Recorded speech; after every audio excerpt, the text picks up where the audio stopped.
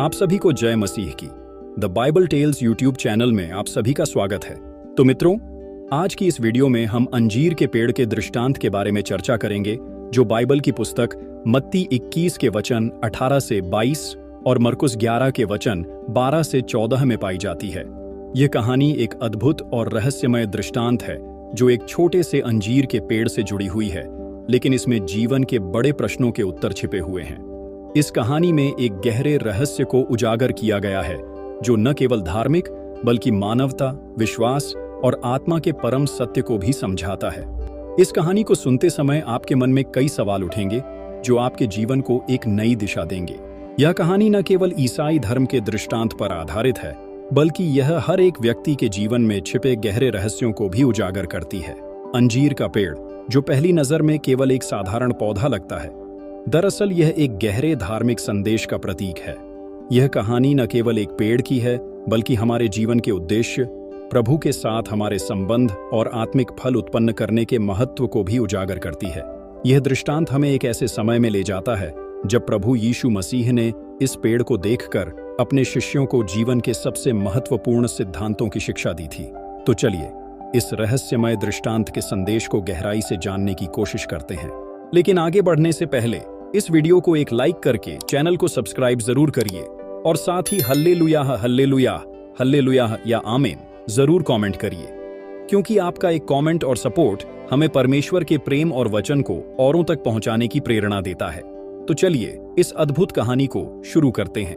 कई साल पहले एक छोटे से गांव में एक साधारण अंजीर का पेड़ उगा था। यह पेड़ बाहर से साधारण लगता था, लेकिन उसमें एक खासियत थी जो इसे बाकी पेड़ों से अलग करती थी।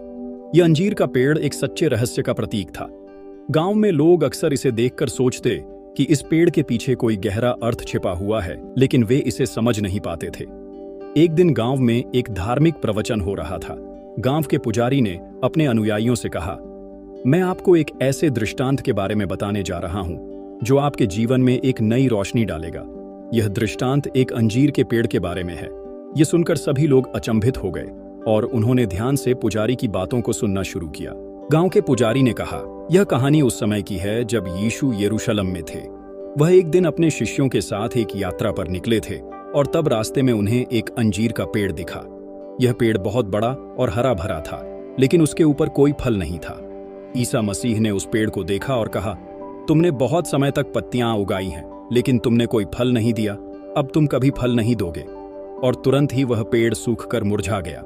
यह सुनकर सभी शिष्य हैरान हो गए। वे समझ नहीं पाए कि प्रभु ने ऐसा क्यों कहा। यीशु ने फिर उन्हें बताया, यह पेड़ तुम सभी के समान है। बाहरी रूप में तुम्हारे पास सब कुछ है, लेकिन अगर तुम्हारे जीवन में आत्मा के फल नहीं है, तो तुम्हारी असली उपयोगिता नहीं है। तुम केवल दिखावे तक ही सीमित रहोगे। गांव के पुजारी ने कहा, यह दृष्टांत केवल एक साधारण घटना नहीं थी, इसमें बहुत बड़ा संदेश छिपा हुआ है। यह पेड़ हमें यह सिखाता है कि हमारे जीवन का उद्देश्य केवल बाहरी दिखावे में नहीं है। अगर हमारे जीवन में प्रेम, विश्वास और दया का फल नहीं है, तो हम असफल हैं। हमें अपनी आत्मा को इस तरह से पोषित करना चाहिए कि हम प्रभु के मार्गदर्शन के अनुसार फल उत्पन्न करें। यह दृष्टांत अंजीर के पेड़ के बारे में था, लेकिन क्या आप जानते हैं कि अंजीर का पेड़ खुद एक गहरा प्रतीक है? अंजीर का फल एक मीठा और स्वादिष्ट फल है, जो परमेश्वर की कृपा का प्रतीक माना जाता है। यह पेड़ हमें यह सिखाता है कि हमें जीवन में प्रभु की शिक्षा के अनुसार फल उत्पन्न करने चाहिए। जैसे अंजीर के पेड़ में फल नहीं थे, वैसे ही अगर हम अपने जीवन में अच्छाई, सत्य और विश्वास के फल नहीं उगाते, तो हमारा जीवन बेकार है। समय के साथ यह दृष्टांत और भी अधिक प्रासंगिक हो जाता है। आज के आधुनिक समय में हम बाहरी दुनिया के दिखावे में खो जाते हैं। सोशल मीडिया, समाज की अपेक्षाएं और भौतिक सुख सुविधाएं हमें इस बात का एहसास नहीं होने देती कि हमारे अंदर आत्मिक फल उत्पन्न हो रहे हैं या नहीं। यही वजह है कि बहुत से लोग खुद को खाली और असंतुष्ट महसूस करते हैं, भले ही उनके पास सब कुछ हो। यीशु मसीह का यह दृष्टांत हमें यह सिखाता है कि बाहरी दिखावा महत्वपूर्ण नहीं है। असली मूल्य हमारे भीतर के गुणों में है। अगर हम ईश्वर के साथ अपने संबंध को सही से बनाए रखें, तो हमारे जीवन में आत्मिक फल निश्चित रूप से उगेंगे। यीशु मसीह का संदेश यह था कि हमें अपने जीवन में आध्यात्मिक रूप से फलने फूलने के लिए अपने भीतर के पापों और बुराइयों को दूर करना चाहिए। जैसे अंजीर का पेड़ अपने असमर्थता के कारण मुरझा गया, वैसे ही अगर हम आत्मिक रूप से जीवन में सही दिशा नहीं चुनते तो हम भी मुरझा सकते हैं। इस दृष्टांत के माध्यम से हमें यह सीखने को मिलता है कि हमें न केवल बाहरी दुनिया में बल्कि अपने भीतर भी सुधार करना चाहिए। हमारे जीवन का उद्देश्य केवल भौतिक सुखों तक सीमित नहीं होना चाहिए। हमें ईश्वर की शिक्षा पर विश्वास करके उसकी राह पर चलते हुए अपने जीवन को सही दिशा देनी चाहिए। अब सवाल यह उठता है कि क्या आप अपने जीवन में ऐसे फल उत्पन्न कर रहे हैं जो न केवल आपको बल्कि दूसरों को भी प्रेम और अच्छाई की ओर आकर्षित करें? क्या आप अपनी आत्मा को सही दिशा में पोषित करने के लिए तैयार हैं? अंजीर के पेड़ का दृष्टांत हमें यह समझने का अवसर देता है कि हम सभी के पास आंतरिक रूप से एक वृक्ष की तरह शक्ति और क्षमता है। हमारा उद्देश्य बाहरी दिखावे के बजाय अपने भीतर के फल को उगाना है। जब हम अपने जीवन में ईश्वर के आदेशों का पालन करते हैं तो हम एक ऐसा फल उत्पन्न करते हैं जो न केवल हमारे लिए बल्कि दूसरों के लिए भी उपयोगी होता है। ये फल केवल कुछ भौतिक या पार्थिव लाभ नहीं होते, बल्कि यह प्रेम, दया, क्षमा, सत्य और विश्वास जैसे गुण होते हैं।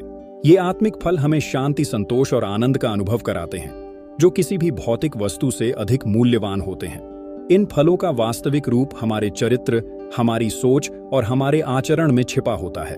यीशु मसीह ने हमें यह बताया था कि जो व्यक्ति मेरी शिक्षाओं पर विश्वास करता है वह कभी भी नष्ट नहीं होगा। इसका मतलब है कि जब हम अपने जीवन में आत्मिक फल उत्पन्न करते हैं तो हम प्रभु के प्रेम से जुड़े रहते हैं और उसकी कृपा हमें हमेशा मार्गदर्शन देती है। अंजीर के पेड़ का दृष्टांत यह भी सिखाता है कि जब हम आंतरिक रूप से शुद्ध होते हैं और प्रभु के मार्ग पर चलते हैं तो हम समाज में भी सकारात्मक बदलाव ला सकते हैं।